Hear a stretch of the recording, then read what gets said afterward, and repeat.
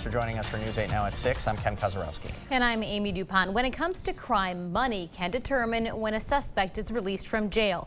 Under Wisconsin law, bond is set by the judge. News 8 Now's Dua Israr spoke to a bail expert who says cash bail law needs reform.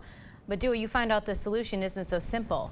Yeah, Amy and Ken, the suspect in the Waukesha Christmas parade tragedy posted a $1,000 cash bond 10 days before prosecutors say he killed 6 people. The incident has raised questions about violent criminals being released on low amounts of bond. But experts say cash bond isn't just about violent criminals. It impacts people who can't afford to pay.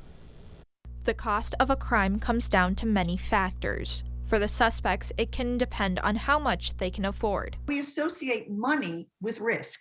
Michelle Levine has been studying Wisconsin bail laws since 2015. She wrote the manual for the state about bail. One of the things I did was drive around the state and start to see how bail gets set.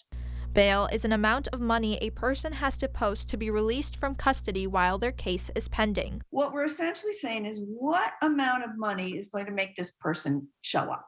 But not everyone shows up. In May, 17-year-old Jackson Greengrass was released on a $900 cash bond following his involvement in the death of 15-year-old Storm Vondrashek. Greengrass failed to appear in court and evaded authorities for nearly 6 weeks. La Crosse County District Attorney Tim Grinke says the primary purpose of cash bail is flight risk. And even if you commit a very serious crime, you're not supposed to be held in jail pending your trial because you're presumed innocent. Under the Wisconsin Constitution, a judge can decide what number to set bail at. They believe that that amount of cash would be enough, or if they believe that person doesn't need to post cash, that's the decision that they're making. But reforming the system isn't easy. In February, the Wisconsin Assembly passed a bill for a state constitutional amendment to increase cash bail amounts to make it harder for those with a violent history to post bail. Levine says cash bail allows people to be back on the streets based on their wealth. People who are rich are just as likely to be dangerous as somebody who is poor.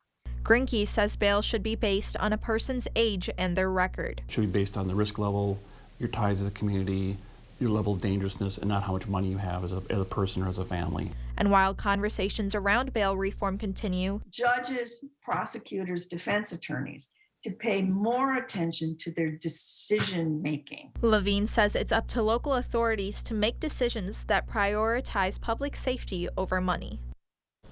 Levine says people who can't afford bail are more likely to become repeat offenders because they often lose their jobs, which is why raising the amount of cash bail will impact poorer communities. All right, thank you, Dua. The proposed amendment to raise cash bail is far from final. Yeah, it has to pass 2 consecutive sessions of the legislature and be approved by voters in a general election.